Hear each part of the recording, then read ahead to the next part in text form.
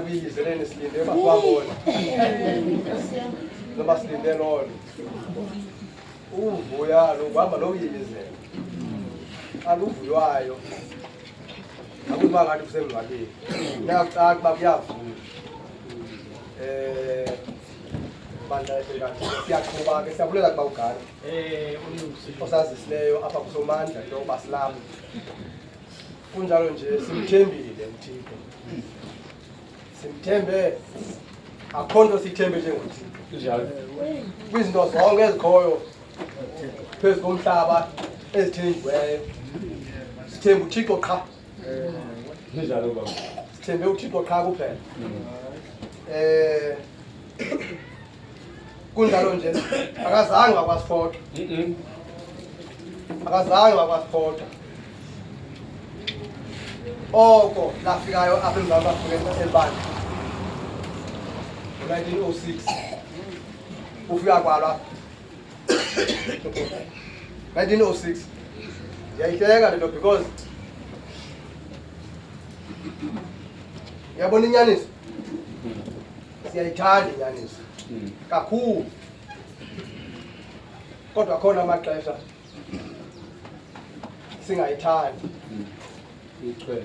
athi lo uyithetha gqithi inyani angafuni kodwa ngalamini angafuna utata uMathusha kodwa ngalamini azothethela uMathusha avuye uMathusha kodwa ubengamfuni xa bethethelela omnye umuntu ngaye inyaniso ke leyo inaloo ngxaki inyaniso yongathandwa kakhulu ngabantu kanti yaye niyakuyazi inyaniso yaye inyaniso iyakunikhulula kuzixesha fanele kathi kuzixesha apho ime yodwa inyani ipoqo icaca inyani bandiqhube masingene esesemini utata zasichazela ngolwaluko uba njengoba iintlanga ezi zikhoyo apha phezu komhlaba ingaba lolwazi wona ulwaluko lolukabani ulwaluko olu ukuze asitshile ingqondo sicacelwe kakuhle bakanti ulwaluko olu lolwamaXhosa kusinina okanye lolwamahlubi la mhlaba ndisuka kuwo ndisuka ngapha eManfrey mna apho ndizala khona eManfrey abankulu sishophisha phaa eManfrey phaa kodwa ilali zethu zentu abankulu kodwa zikufutshane apha eManfrey phaya isihlubi sifuna sidlangile singenela ngapha emampondweni ngoku isihlubi so ndithi ke utata lo nakasichazela uba lolukabani lalo utata sasenzela loo nto bawumongameli yes weli bandla bawumongameli weli bandla phaya ndandisuka khona bawumongameli alright ubishop ngeke umbona phaya ndisuka khona emgidini ubishop ngeke umbona ubishop unless uyayazi lo family unless uclose la family but kweli bandla sinabantu abathobeke umongameli webandla lonke eMzantsi Afrika abe lapha phakathi kwabantu basabele indumiso simphakamisa umongameli asenzele lo msebenzi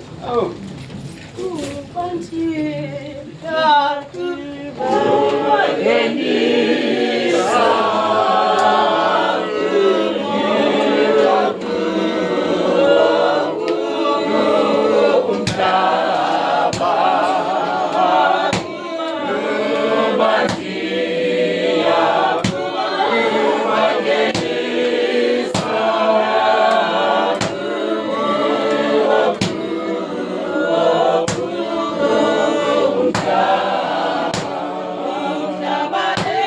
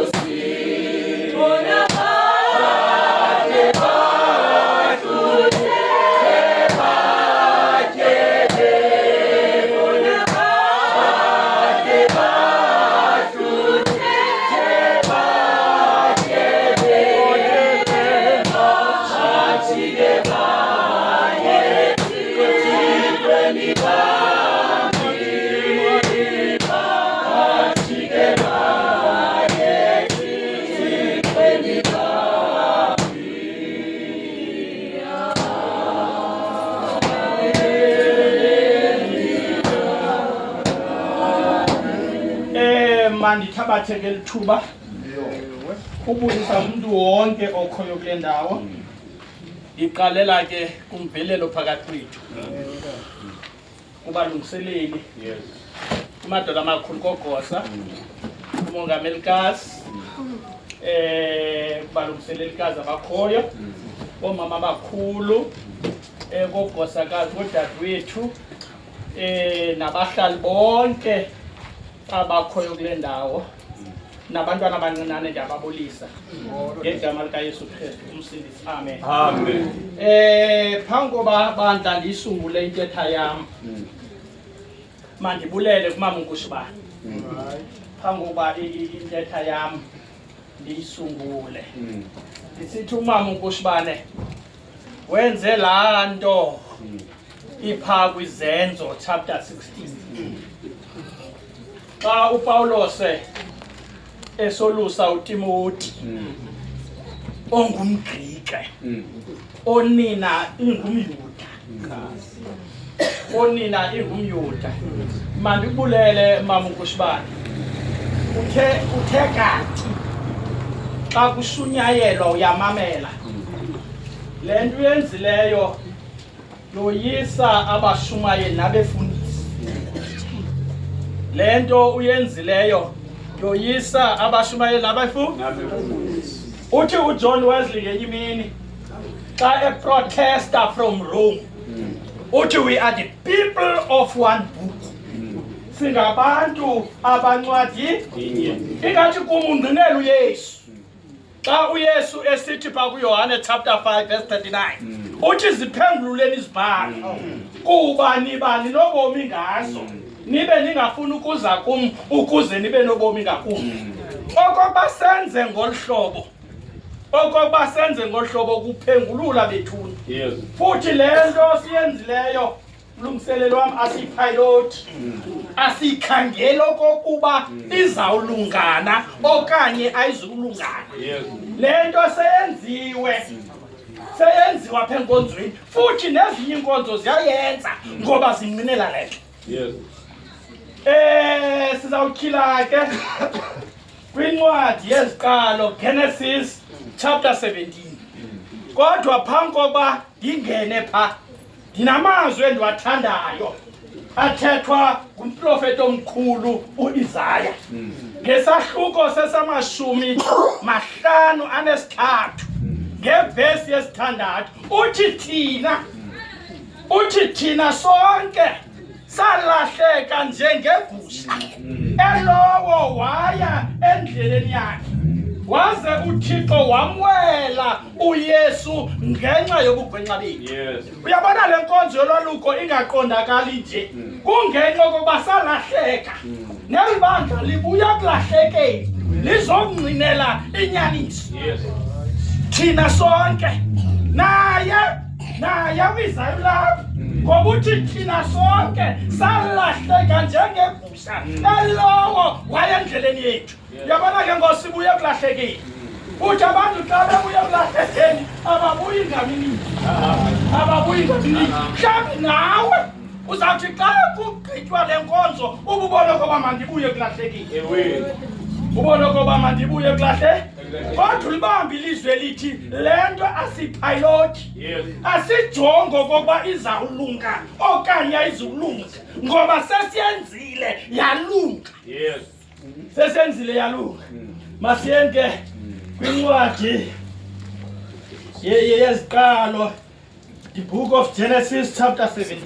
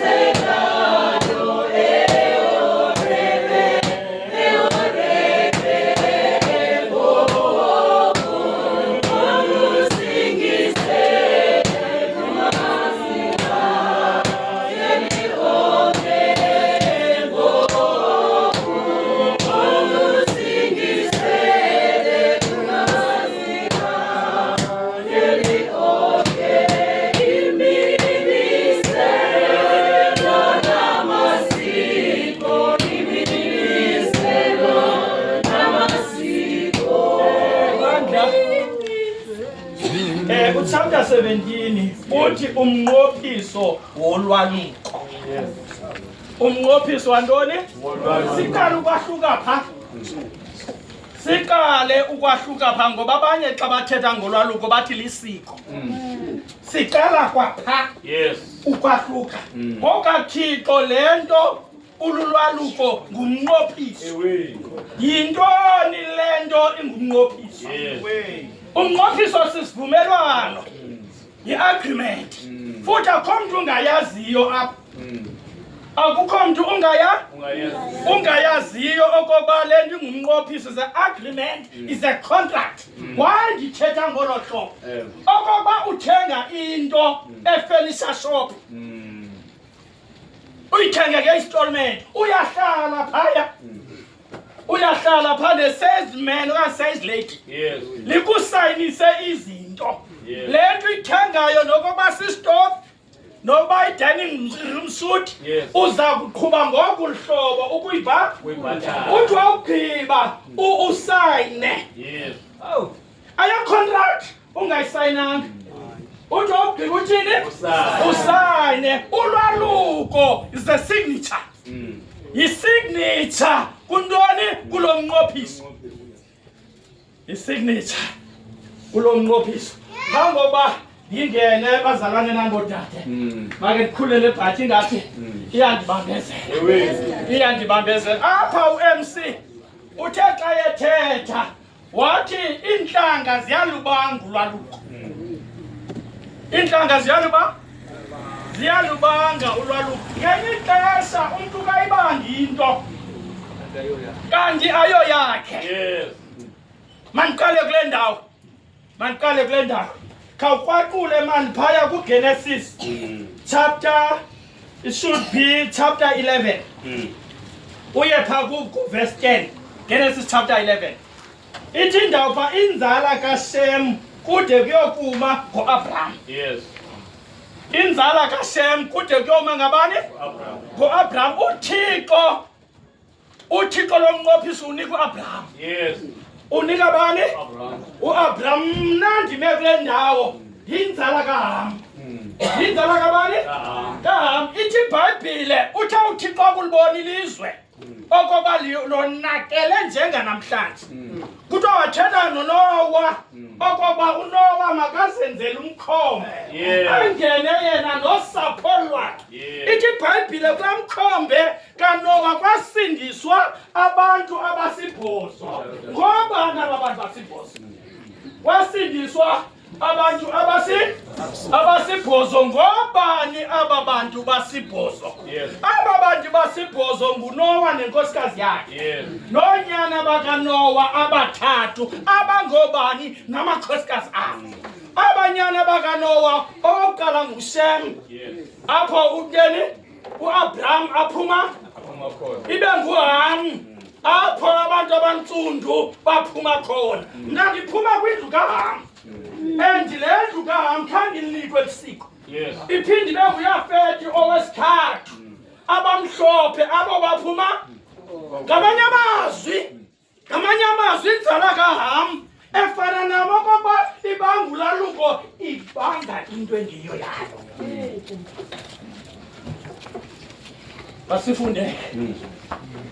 Masifundeke. Kwathi kuGenesis chapter 17 umnqophiso wolwaluko. There's an argument. Ndidakeka umntu ongayazi i-argument apha.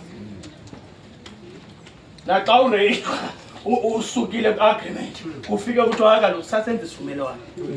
Ngoku njengoyophule i-argument kuzawubakho i-arrears. Kuzawubakho ngoba kaloku waphule ntoni? Umnqophiso. That is the argument. Now masifundeke. Kwathi uAbraham akuba minyaka 99 ezelwe, uYehova wabonakala kuAbraham wathi kuye, "NdinguThixo uSomandla, hamba phambi kwam ube ngokugqibeleleyo. Ndiyakubeka umnqophiso wam phakathi kwam nawe, ndikwandise kakhulu kunene." Kuthiwa ke wawa uAbraham ngobuso. Right? Maseke kuverse 10 sikhawulezile. Nguwo lo umnqophiso wam eniyakugcina phakathi phakathi kwam nani nembewu yakho emva kwam. Phaya kwincwadi yamaGalata, I'm sure chapter 5 verse 7, ithi abakholwayo ngoonyana nentombi kaAbraham. Now, ngeli xesha ihambi ngenationality, ihamba ngantoni? Ngokholo. Now, i-content okanye into ethethwa ngayile argument hamba phambi kwam ngokugqibeleleyo. Xa uThixo emisa lo mnqophiso yayikoba umntu ahambe ngokwentando kaThixo. Uverse 10, ngoko nguwo lo mnqophiso wam eniyakugcina phakathi kwam nembewu yakho emva kwakho. Wonke umntu okholwayo ungunyana kaAbraham. Yes. Ungunyana wonke umntu okholwayo. So umntu okholwayo ebemele ukwenza ulwaluko ngohlobo silenza unless ke uyazidivorce. Unless uyazidivorce. Ngokuba into eyindoda uni yaluswe naluswe inyama yokwalusa. Yabona ke ngoIsixhosa sifuna usiphinda.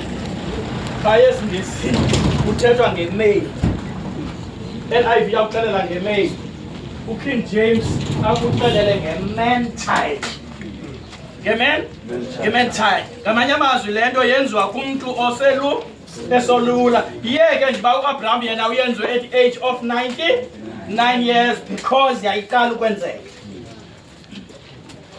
Right, 11 oko kube ngumqondiso womnqophiso phakathi kwam nani. Ubumamele now le nto yenziwe enyameni yalo mntu oluswayo ithi iBhayibhile ngumqondiso. That is the sign, that is the signature. Okoba lo mntu phakathi kwesivumelwano nabani? noThixo. Kodwa esona sigqibo hamba phambi kwam ngokugqibeleleyo. Ngamanye amazwi uthi uThixo hamba nam Abraham. Hamba nam ngokugqibeleleyo. Ngamanye amazwi ndikhonze Abraham wenze intando yam kaThixo. Yenze uthi oku kube ngumqondiso womnqophiso phakathi kwam nani. Unyana omihla isibhozo makaluswe kuni. Yonke into eyindoda kwizizukulwane zenu ezelele endlini nezuzwe ngemali kubani olunye uhlanga ongengombewu yakho yena makaluswe. Uyabona ke apho siphinde silahleke khona. Thina ulwaluko yinto sonke salahleka ne? Yes. Sibuya nezinto zasekulahlekile. Njalo. Sibuya nento zasekulahlekile. Apha uThixo wayemisele ukuba makwaluswe umntu ona 8 days. Umuntu osefukwini lowo. Umuntu osefu? Ukuba sithi ulwaluko lenziwe ubomi baba indoda. Umuntu ona 8 days angaba indoda. It's only because Thixo bethetha ngomnqo leyo koba solusa abantwana bethu okoba sibenza amadoda zinto esibuya nazo ekulahlekeni. Zinto esibuya nazo ekulahlekeni. Futhi azilongwanga because njengoba bendithe umama uNkushwane wenze into ekwizenzo chapter 16. Xa uPawulos wabona okoba uTimothy ongumGrike akazukwamkeleka kwi-community. Yes. Ngoko ke makabaluse ukuze amkeleke kwi-community. Right, makesiye kwi-Romans ne? Masiye kwi-Romans. Senimbetheleni uhati. Senimbetheleni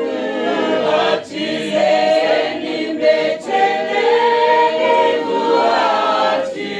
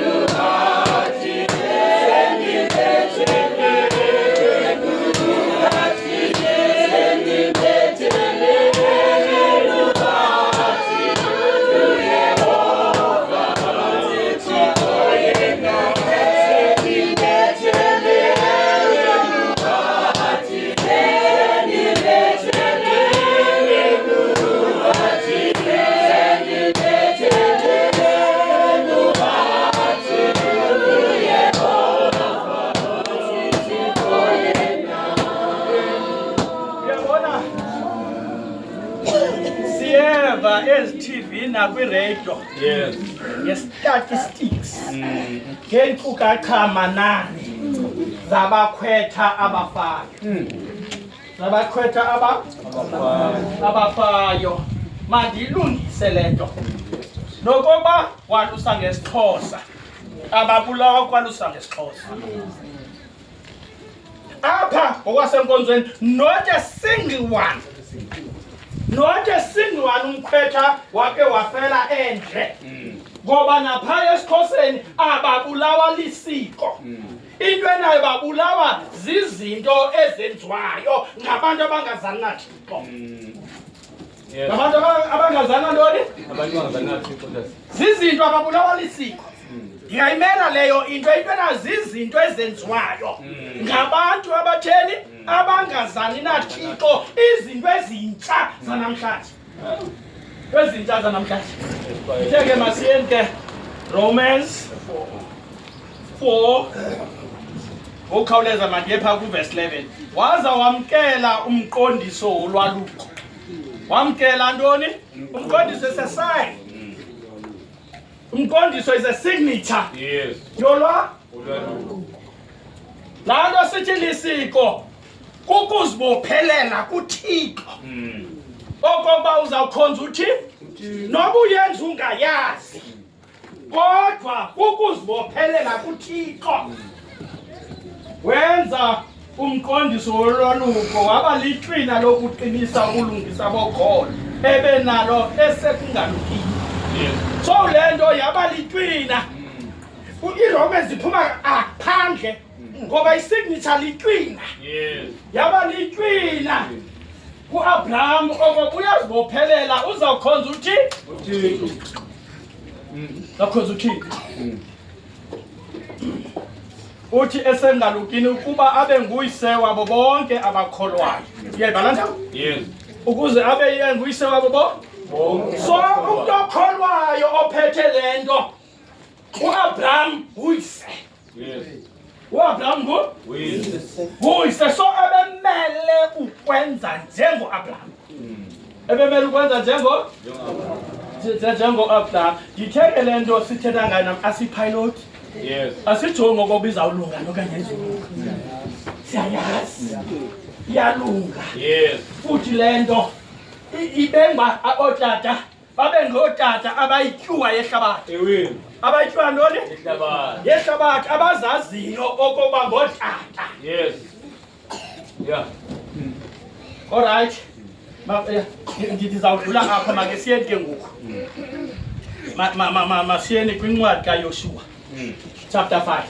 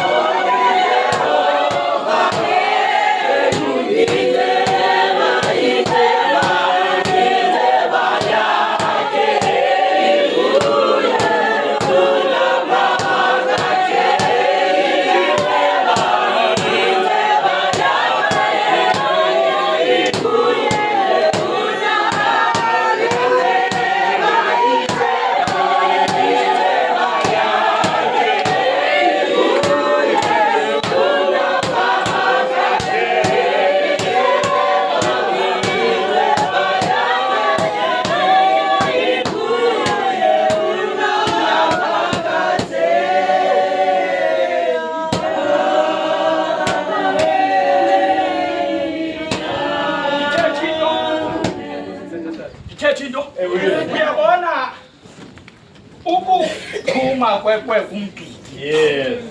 abukho kwencwadi but uThixo uthe vuyani nabavu eyona nto uThixo ayijongayo kukungena kwekwe kukungena kwantoni kwekwe kulapho ayijongayo uThixo. Yes. Futhi funeka sive okokuba amalungiselelo ongena okwaluka athini na siwajonge okokuba futhi siwathelekise okokuba la malungiselelo ongena kwekwe kaThixo nalo ongena kwekwe yomXhosa ngawapha simple. Ngawapha simple.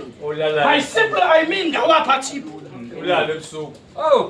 Apha ke ndithe masityhileni kwincwadi kaYoshua. Yes. Kwincwadi kaYoshua, le ncwadi kaYoshua uba ungumfundi wezibhalo ikunika ixesha. Yes. Ikunika Ixesha. okokuba amaSirayeli njengoba ephume iyiputa andawuna ngoku. Yes. Andawuna ngoku. Kule ncwadi kaYoshua amaSirayeli ayiwelile iYordani. uThixo waxelele okokuba xa zawela iYordani ba engena eKanana kwilizwe elibaleka nobuso ze kuhambe ababingeleli. Ze kuhambe ababingeleli kuqala. Kugqiba kulandela amadoda amakhulu ezindlu zakwaSirayeli. Bathi ababingeleli omnyathela eYordani kwenzeka into eyabe yenzeka kulwandle olubomvu. Amanzi aqandeka azindonga ngapha nangapha. Lawela usapho lakwaSirayeli. Lawela usapho lakwaSirayeli. So le ncwadi kaYoshua yincwadi ekuxelela ukuba kungena kukaSirayeli eyiphutha nanjengokuba thina kubobo kumnaphakade sizawungena ngoYesu uYashua igama lakho wabo. Yona nto athi uYesu ngenye imini kuYohane chapter 14 verse 6 uthi ndimi indlela uthi ndimi inyaniso akukho namnye bayakubona uba wengeza ingapha. Inceba yakhe